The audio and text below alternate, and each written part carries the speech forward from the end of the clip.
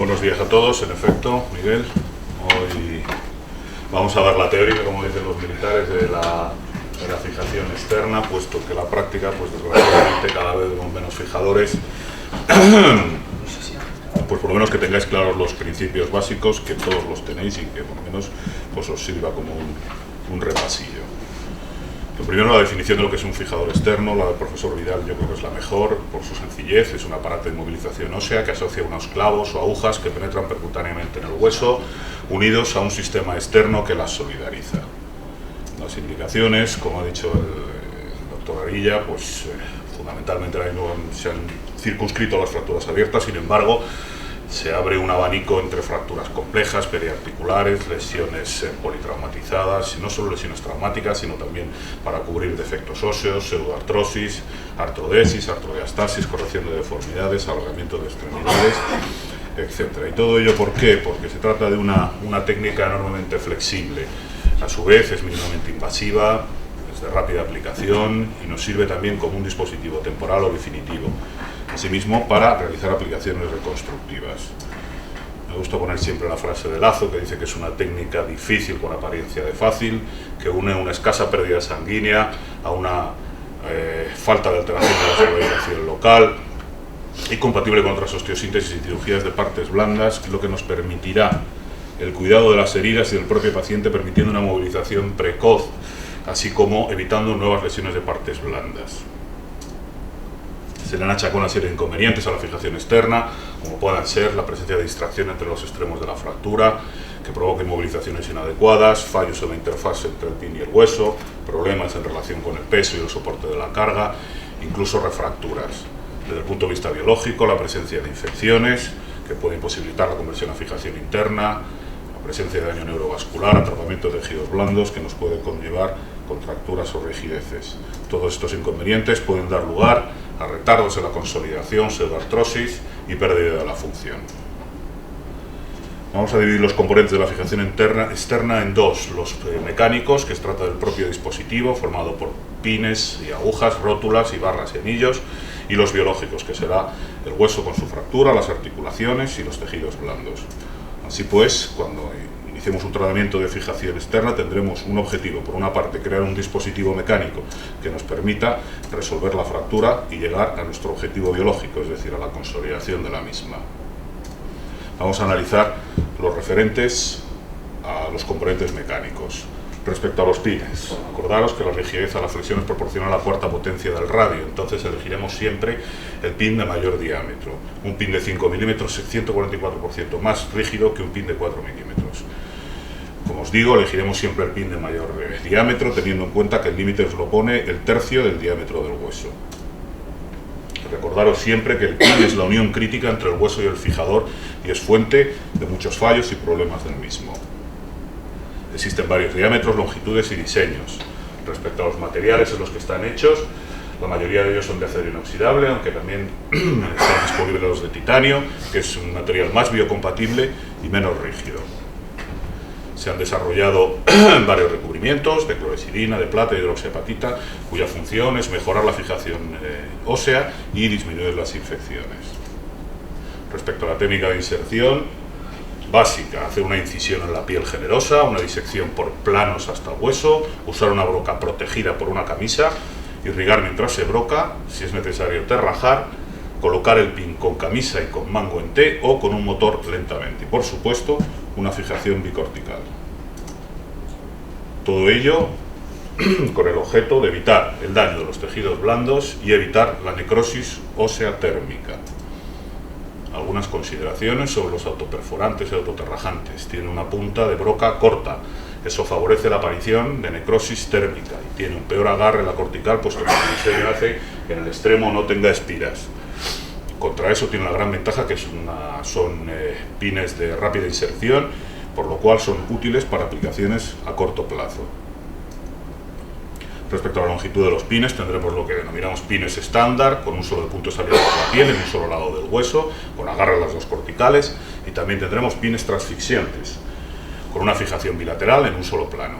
Producen un menor estrés en la interfase pin-hueso, pero tienen una limitación por las áreas anatómicas por los posibles daños neurovasculares que puedan provocar. La guía de los diámetros de los pines: en fémur, en tibia, entre 5 y 6 milímetros, en húmero 5 milímetros, en antebrazo 4 milímetros y en mano unos 3 milímetros, y todo, como habíamos dicho, lo marca que nunca debemos pasarnos del tercio del diámetro del hueso con el que estemos trabajando. Los siguientes son las rótulas o clamps, que es el sistema de unión entre los pines y las agujas y las barras. Tenemos dos variedades: una rótula que une un pin con una barra o barras, y una rótula que nos une múltiples pines a una o varias barras.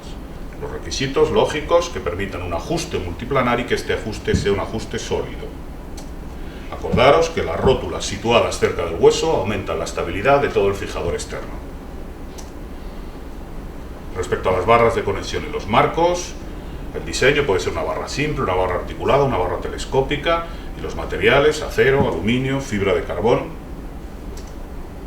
Acordaros que si aumentamos el diámetro de la barra, aumentamos la rigidez y la fuerza, y si somos capaces de crear un sistema con una doble barra, aumentaremos la estabilidad de todo el sistema. Cuando comparamos las barras de conexión de acero con las de fibra de carbono, encontramos que la fibra de carbono tiene como ventaja la radiolucencia, su inconveniente el precio. Si aumentamos el diámetro, aumentamos la rigidez. En el caso de la fibra de carbono es un 15% más rígida que la de acero. Sin embargo, los montajes de fibra de carbono son menos rígidos que los montajes con barras de acero. La razón está en que el agarre de las rótulas es peor en las barras de fibra de carbono. Así pues, barras más rígidas no implican siempre montajes más rígidos. Respecto a los tipos de montajes, los podemos realizar en un solo plano, saliendo los pines de un solo lado, unilateralmente, o de dos lados. En el caso de los pines transfisiantes, tendremos también los montajes biplanares en dos planos. Los pines pueden salir de un solo lado o de dos lados. Y luego están los sistemas multiplanares, entre los cuales aparecen los sistemas circulares y los sistemas híbridos. Los fijadores circulares se componen de agujas a tensión, aros de metal o fibra de carbón, con barras roscadas que los unen, bisagras y elementos de unión. Nos permiten corregir longitudes, angulaciones y rotaciones. Pueden llegar a permitir hasta 6 grados de libertad. Los fijadores híbridos nos combinan las ventajas de los fijadores circulares pericirculares con la simplicidad de los montajes uni o biplanares diafisarios. Los hacen ideales para fracturas metafisarias. Siempre que nos planteamos realizar una fijación, como en cualquier situación de la traumatología, tenemos que tener claro cuál es nuestro objetivo. La mayoría de las ocasiones lo que querremos será realizar una compresión de la fractura, cuando tengamos suficiente stock óseo, cuando la fractura sea estable, cuando exista un íntimo contacto entre extremos óseos, como digo, cuando hay una fractura o cuando queramos hacer una artrodesis. Sin embargo, en algunas ocasiones, cuando no tenemos suficiente hueso o está muy conminuto, lo que querremos realizar será una neutralización de la misma, manteniendo la longitud y alineamiento y previniendo la deformidad por fuerzas externas. En algunas otras ocasiones, lo que querremos hacer es una distracción de los extremos de la fractura, por ejemplo, cuando queramos hacer una reducción por ligamento taxis o una osteogénesis a distracción. Así pues, tendremos varios tipos de montajes: el estándar, los montajes que puentean o saltan las articulaciones, que pueden estar o no articulados, o los montajes para distracción o corrección de las deformidades. Los montajes estándar está diseñado para la región diafisaria. Nos debe permitir la movilidad de las articulaciones y se caracteriza por su estabilidad. Respecto a los montajes que saltan o puntean articulaciones, las indicaciones serán fracturas articulares, será una fijación definitiva por efecto ligamento taxis o una fijación temporal, con lo cual habrá que recordar colocar los pines lejos de las posibles incisiones para la fijación interna. También son útiles para realizar artrodesis. Estos montajes que puentean o saltan articulaciones pueden ser articulados a su vez, tienen unas indicaciones muy limitadas. Su indicación más común es en tobillo, codo y muñeca, y son muy atractivos desde el punto de vista que permiten la movilidad articular. Sin embargo, son difíciles de colocar y requieren una cuidadosa elección del eje de movimiento. Cuando realizamos montajes para defectos óseos o corrección de deformidades, podemos conseguir transportes óseos para defectos o elongación con sistemas uniplanares monolaterales o circulares. La corrección de las deformidades simples se puede resolver con montajes uniplanares. Sin embargo, las deformidades complejas requerirán montajes complejos. Todas ellas requieren una cuidadosa planificación. Dos palabras sobre la biomecánica, puesto que el conocimiento de la mecánica, de la fijación externa, pues nos puede evitar montajes insuficientes o excesivos, como esto que le han colocado en la pelvis a este pobrecillo. Así pues, tener el conocimiento de la misma nos ayudará a diseñar lo que queremos. Respecto a los pines, aumentaremos la estabilidad aumentando el tamaño del diámetro del pin, aumentar la distancia entre los pines y aumentar el número de los mismos. Las fracturas oblicuas tienden a desplazarse por cizañamiento. Para evitarlo es más efectivo colocar pines con trayectoria oblicua que transversos. Respecto a las barras, aumentaremos la estabilidad cuando realicemos montajes colocados en el plano de las fuerzas deformantes, al disminuir la distancia de la barra al hueso. Y como hemos dicho ya, aumentaremos la estabilidad si somos capaces de crear un montaje que nos permita colocar una segunda barra. Los montajes en planos perpendiculares, los denominados montajes delta, aumentan la resistencia a la deformidad sin la necesidad de pines transfixiantes. Respecto a los montajes circulares, las agujas multiplanares y a tensión, entre 90 y 130 kilos, usar al menos 2 agujas o pines en cada segmento óseo, situar agujas lo más cerca de 90 grados entre ellas, usar pines añade estabilidad y aros completos que dan mayor resistencia a la deformidad. Acordaros que los fijadores circulares nos tienen que permitir una carga dinámica axial y nos deben permitir la movilidad articular. Cuando comparamos los fijadores híbridos con los fijadores circulares, desde el punto de vista biomecánico, vemos que los fijadores circulares resisten mejor las cargas axiales y la deformidad por flexión que cualquier modificación híbrida de los mismos. Si añadimos un segundo aro proximal y un pin anterior, se consigue aumentar la estabilidad del montaje híbrido.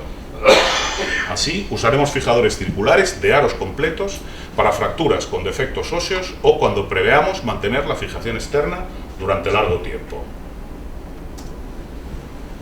Vamos a analizar a los componentes biológicos de la fijación externa. Como nos decía el doctor Santander hace unas sesiones, la fractura se beneficia de la estabilidad, pero no de la rigidez. Lo que necesitamos es que exista dinamización, que existan micromovimientos para la formación del callo óseo. La dinamización es la carga controlada que permite la aparición de micromovimientos en la fractura, que ayuda a la maduración del callo óseo y acelera la remodelación. Acordaros que ya lo veíamos, que hay una serie de movimientos que son mal tolerados, que son los de cizañamiento rotatorio, que normalmente nos llevan a una pseudoartrosis. Los relativamente tolerados son los situados de plano frontal o plano sagital, que en función de la estabilidad nos pueden llevar a una pseudoartrosis o a la consolidación. Pero los que son necesarios para la consolidación, como ya dijo Beller, son los movimientos de carga axial. Así, según decía Ricciardi, el fijador ideal será aquel que se oponga a los desplazamientos en los planos sagital, frontal y rotatorio, es decir, que nos garantice la estabilidad y que nos permita la carga axial, asegurándonos el factor biológico, es decir, la consolidación. ¿Qué os voy a decir de la anatomía? Es fundamental el conocimiento de la anatomía a la hora de colocar los pines en un sitio o en otro, a la hora de evitar nervios, vasos, órganos, sobre todo la pelvis, que es mandatorio por los peligrosos vecinos que tiene. Evitar las articulaciones y sus cápsulas, la tibia proximal situaros a 1,5 centímetros de la superficie articular para evitar la cápsula articular, minimizar en lo posible atravesar músculos y tendones, especialmente aquellos músculos y tendones que tengan largo recorrido.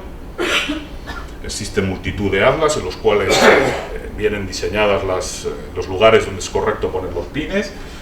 La pelvis a nivel supracetabular o en pala ilíaca, en el muslo, podemos usar la cara anterior o la cara lateral. La cara anterior nos da mucha rigidez y en la pierna tenemos a nuestra disposición todo lo que es la tibia o la cara medial de la misma.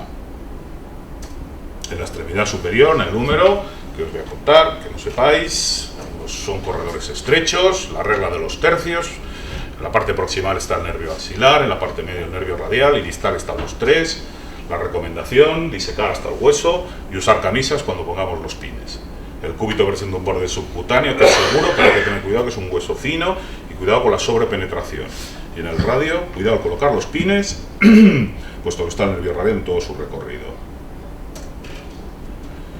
Cuando usamos el sistema de fijación externa como un sistema temporal y queremos pasarlo a un sistema de fijación interna, podemos realizar un tratamiento secuencial. Lo podemos realizar de forma directa cuando han pasado 2 o 3 semanas desde la fractura.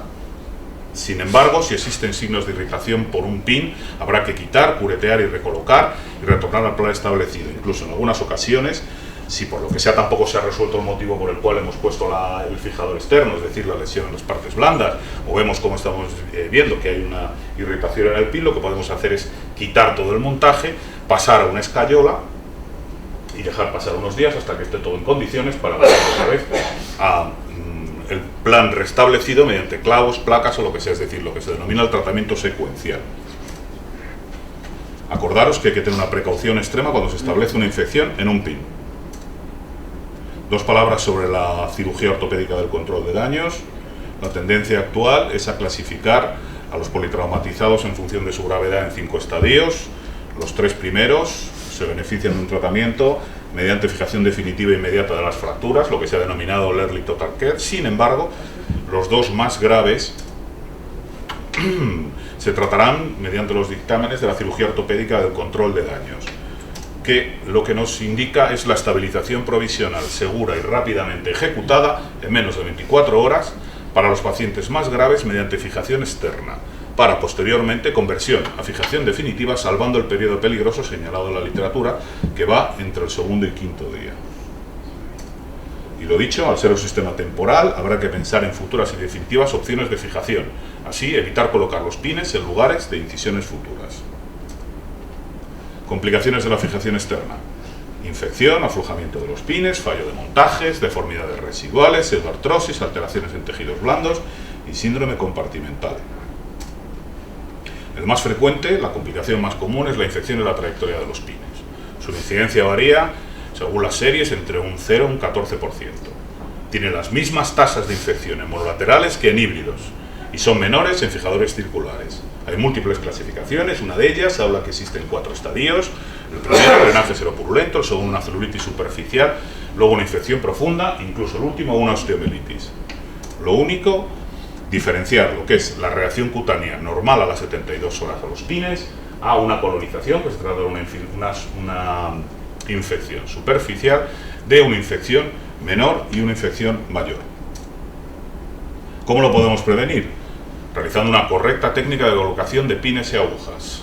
Lo que hemos hablado ya: incisión cutánea adecuada, disección por planos, alejarse de la zona contaminada, usar cánulas y camisas para prevenir el daño de los tejidos blandos durante la inserción, y brocas afiladas, irrigando para evitar la necrosis ósea térmica. ¿Qué tendremos que hacer también? Los cuidados posoperatorios: mantener limpia la unión entre piel y pin, mediante duchas, suero salino, gasas y, sobre todo, concienciar al paciente sobre las medidas de higiene. La Cochrane hizo una revisión de todo lo publicado sobre los cuidados de los pines en el posoperatorio hasta el 2008.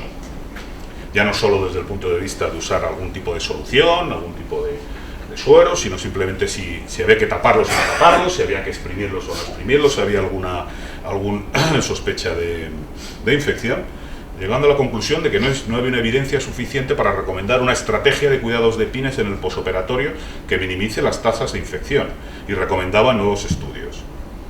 Pues bien, el año pasado salió en el Injury un artículo que reunía todos los parabienes de la investigación, un estudio randomizado, prospectivo, blindado, controlado, en el cual dividía 50 pacientes en 2 grupos, y los pines de la mitad de ellos los trataba según las técnicas habituales de cuidado de los mismos, y la otra mitad no le hacía absolutamente nada.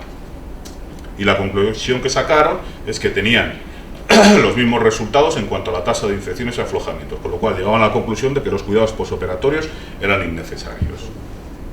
Ahí os lo dejo. Respecto al aflojamiento de los pines, hay una serie de factores que influyen, que son la infección, la necrosis térmica, el retardo de la consolidación, la pseudoartrosis, los tratamientos inadecuados. La prevención, lo mismo: cuidadosa técnica a la hora de poner los pines, evitar la necrosis térmica, evitar las lesiones en tejidos blandos, asociar el injerto óseo, pines recubiertos cuando tengamos un hueso de mala calidad, y el tratamiento, si se nos da, reemplazar y retirar los pines. Respecto al fallo de lo que es el cuerpo del fijador, la incidencia es rara, teóricamente puede ocurrir cuando se reciclan fijadores, pero habrá que reutilizarlos por si acaso. Como otra complicación, la consolidación viciosa puede ser por causas intraoperatorias, por efectos de la técnica, o en el posoperatorio por fallos del montaje. La recomendación: realizar un seguimiento clínico radiológico exhaustivo en la consulta y realizar en la misma pues una vigilancia y un ajuste de las piezas del fijador externo. Otra complicación, la pseudoartrosis. No existe ningún artículo ahora mismo que afirme que la fijación externa tenga índices menores de consolidación a cualquier otro sistema de fijación interna. ¿Cómo minimizamos la presencia de pseudoartrosis? Evitando la distracción de los extremos, uso de injerto óseo, montajes rígidos y estables, la diferencia como habíamos visto, buena técnica quirúrgica, el control de las infecciones, ojo con la carga precoz y hacer una progresiva dinamización como habíamos visto antes. El síndrome compartimental es raro y la mayoría de las ocasiones son causas relacionadas con el accidente.